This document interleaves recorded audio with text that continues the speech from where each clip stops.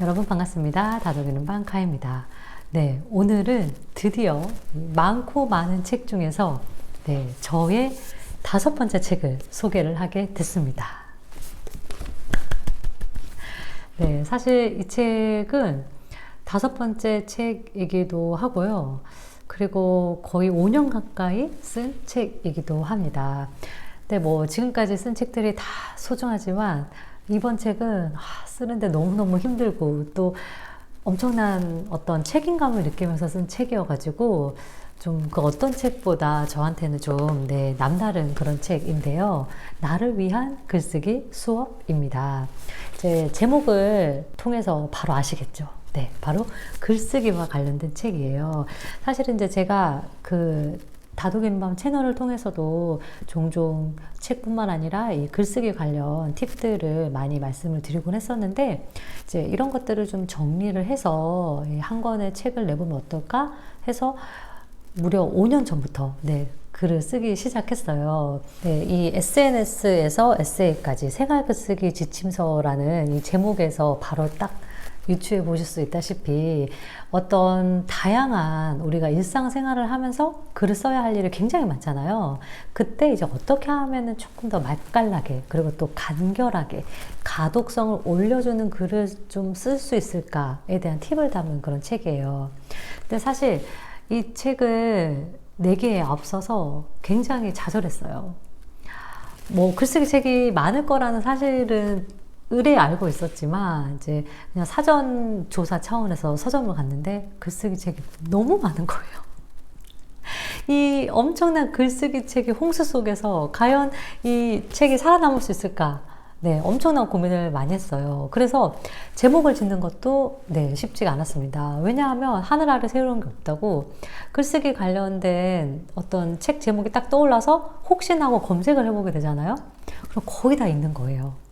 뭔가 어떤 글과 삶을 좀 연관지어서 사실은 제목을 짓고 싶었는데, 뭐 거의, 뭐 어떤 글쓰기든 간에 제가 떠오르는 것들은 거의 다 있었어요. 그래서 이거를 뭐 거의 인쇄 직전까지도 책 제목을 못 정해서 엄청나게 전전긍긍했고, 우리 출판사 실장님께서는 이제 급기야 술을 드시러 가셨습니다. 근데 거기서 우리 실장님께서 술을 드시고 바로 이 제목을 떠올리시게 된 거예요. 다시 한번 이 술에 감사를 드리게 되는데, 이 수업이라는 거를 떠올리게 된 건 우리가 이제 학교에서는 뭐 여러 가지 글쓰기에 관련된 숙제가 굉장히 많죠. 뭐 여러 가지 수행평가랄지 아니면 리포트랄지 굉장히 많은데, 본격적인 어떤 작문법을 학교에서 가르쳐 준 적은 없는 것 같아요. 그리고 사회생활을 하면서도 여러 가지 글을 써야 될 일이 많잖아요. 뭐 자기소개서, 보고서, 뭐 논문, 뭐 심지어 우리 인스타그램에 글을 올리는 SNS까지 어떻게 보면은 이제 글의 일환이라고 할 수 있는데, 한 번도 이런 것들을 배워본 적이 없기 때문에 우리는 어떤 글쓰기 관련된 클래스를 찾게 되고 수업을 찾게 되는 게 아닐까? 그래서 정말 이 나를 위한 글쓰기 수업을 이 한 권의 책에 제가 담았습니다. 아마 이제 제 채널을 보신 분들은 아시겠지만 저는 20년 가까이 또 방송 작가로 활동을 하고 있어요. 그래서 뭐 공중파, 케이블, 뭐 다양한 어떤 방송 작가로서의 그 노하우와, 그리고 이것뿐만이 아니라 뭐 유튜브랄지 각종 관공서의 홍보 영상이랄지 뭐 개인적인 윤문이랄지 그리고 이런 에세이 책이랄지, 뭐 어떻게 보면은 이 생활과 관련된 다양한 글쓰기를 저는 하면서 밥벌이를 한 사람이기 때문에 그런 노하우와 또 어떤 영업 비밀을 이 한 권의 책에 몽땅 담아냈습니다. 자, 그렇다면 이제 본격적으로 어떤 내용을 담았느냐. 우선 이 책을 보시면, 여기를 보시면, 지금 흰색과 오렌지색이 약간 이렇게 보이실 거예요. 그래서 여기에 이제 이 책의 포인트가 있는데요. 이 책은 약간 1+1이라고 할 수 있습니다. 1+1이 뭐냐면, 우리가 이제 보통 그 에세이나 아니면 이런 글쓰기 관련된 책들을 보면은 약간은 에세이 형식으로 글을 쓰는 방법에 대해서 쭉 이렇게 서술을 하고 있어요. 근데 이제 이 책 같은 경우에는 제가 어떤 글 쓰는 일을 업으로 하면서 느꼈던 어떤 자충우돌, 그리고 또 글에 대한 생각들을 담은 에세이와 더불어서 실제로 이거를 내가 직접적으로 좀 연습해 볼 수 있는, 한마디로 말해서 쪽집게처럼 콕콕콕콕 네, 찝어줄 수 있는 그 실전 적용 팁들이 오렌지 색깔에 네, 같이 들어가 있어요. 자, 그래서 보면은 뭐 예를 들면 제가 라디오 작가로 MBC랑 뭐 또 교통방송에서 꽤 일을 했었는데 여기 보시면은 네, 이제 처음에 라디오 작가로 일을 할 때 제가 쓴 오프닝이에요. 그래서 이제 이런 오프닝과 함께 제가 라디오 작가로 일을 하면서 느꼈던 어떤 일화들이 담겨져 있습니다. 근데 사실 이 라디오 작가들이 일을 할 때 제일 그 고민을 많이 하는 게 오프닝이에요. 오프닝이라는 것은 처음에 이제 라디오 시작할 때 문을 여는 인사말인데 그 청취자들이 들었을 때는 겨우 뭐 한 30초에서 1분 남짓이지만 이 라디오 작가의 꽃은 오프닝이라고 해도 과언이 아니고 실제로 작가들을 뽑을 때 이 오프닝 시험을 보기도 해요. 그래서 그런 어떤 라디오 작가로서 일을 하면서 느꼈던 네, 여러 가지 어려움들 그리고 또 첫 문장의 그 쉽지 않은 문턱에 대한 이야기들이 있고요. 이제 그 다음에는 이어서 네, 정말 현실적으로 네, 이 첫 문장을 어떻게 쓰면 좋을지를 제가 어떤 여러 가지 예문들을 통해서 들고 있어요. 예를 들면은 뭐 깜빡이는 커서를 움직이는 첫 문장 쓰기, 날씨, 환경에 대한 묘사로 첫 번째 시작해 본다. 두 번째는 특정 사건으로 시작해 본다. 네, 세 번째는 인물의 성격, 외모, 특징, 습관 등에 대한 설명으로 시작해 본다. 이런 식으로 다양한 예문과 함께 네, 실제적으로 내가 적용해 볼 수 있는 팁을 담았어요. 뭐 제가 어떤 방송 작가를 하면서 다큐멘터리나 뭐 예능이나 이런 프로그램들을 하면서 겪었던 좌충우돌과 또 어떤 에세이를 쓰면서 또 에세이를 쓰기 위한 클래스를 운영을 하면서 그 경험했던 여러 가지 일화들을 네, 다양하게 담았고 그런 일화들을 통해서 그 글을 업으로 삼지 않는 보통의 사람들이 글을 쓸 때 어떤 거를 어려워하고 또 고민하는지를 제가 많이 좀 들었어요. 그래서 이제 그런 것들을 좀 정리를 해서 네, 실질적인 어떤 적용해 볼 수 있는 팁들을 담았습니다. 일단은 1장에서는 네, 쓰기라는 본능이에요. 이제 기본기를 다진다는 의미에서 이제 1단계를 시작을 하는 건데요. 뭐 처음에 우리가 글쓰기를 시작할 때 사실 제일 어려운 게 주제잖아요. 어떤 내용으로 글을 써야 되지? 네, 바로 이 주제를 찾는 방법.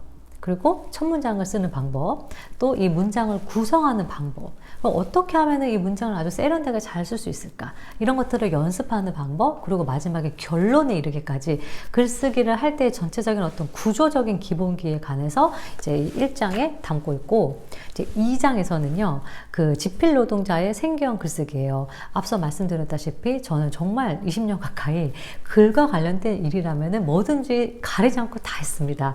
별의별 글쓰기를 다 했기 때문에 뭐 어떤 방송 글쓰기 뿐만이 아니라 네, 블로그를 할지 SNS를 할지 유튜브를 할지 뭐 심지어 예전에는 한번 남성 속옷 광고도 써본 적이 있거든요. 어떤 다양한 글쓰기를 총망라해서 이제 어떻게 하면은 좀 글을 매끄럽게, 특히 이제 요즘에는 퍼스널 브랜딩에 굉장히 관심이 많으시잖아요. 그래서 실질적으로 네, 어떤 크몽으로 반찬값 버는 작가의 입문 팁이랄지 어떤 또 블로그 왕초보 가이드랄지 실제로 제 블로그 수익은 얼마나 되는지 뭐 이런 것까지 네, 자세하게 저의 경험담과 함께 담았습니다.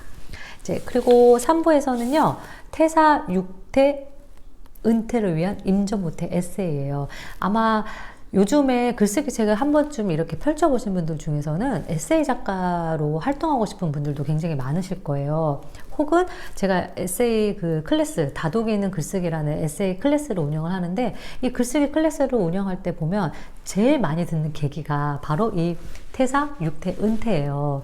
그러니까 뭔가 약간은 삶의 상실감에 빠지거나 아니면은 제2의 삶을 도모해 보고 싶을 때 우리는 글쓰기의 문을 두드립니다. 근데 과연 이게 나 혼자 쓰는 글과 좀 대중에게 어필할 수 있는, 나아가서 출판할 수 있는 글은 확실히 다르거든요. 그래서 일기와 에세이는 무엇이 다른지, 에세이를 어떻게 우리는 구성할 수 있는지, 나아가서 출판과 투고, 노하우까지 또 모든 것들을 아주 실질적인 팁을 담았습니다. 그래서 궁극적으로 우리가 이런 생각을 해볼 수 있어요. 그러면 왜 글을 써야 할까?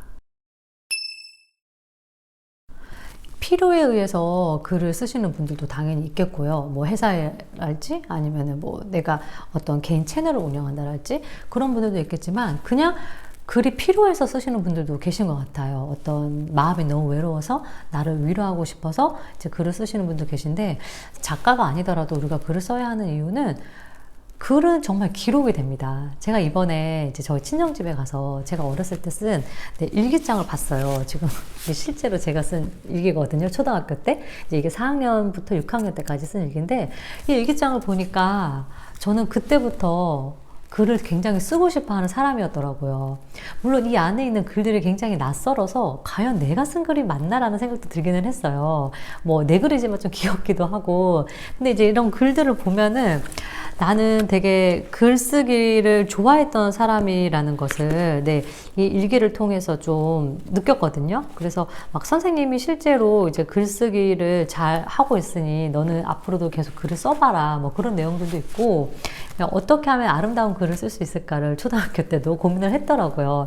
그래서 나는 어렸을 때도 글쓰기를 굉장히 좋아했던 사람이구나, 그런 걸 느낄 수가 있었는데, 우리가 기록이라는 건 나의 역사잖아요.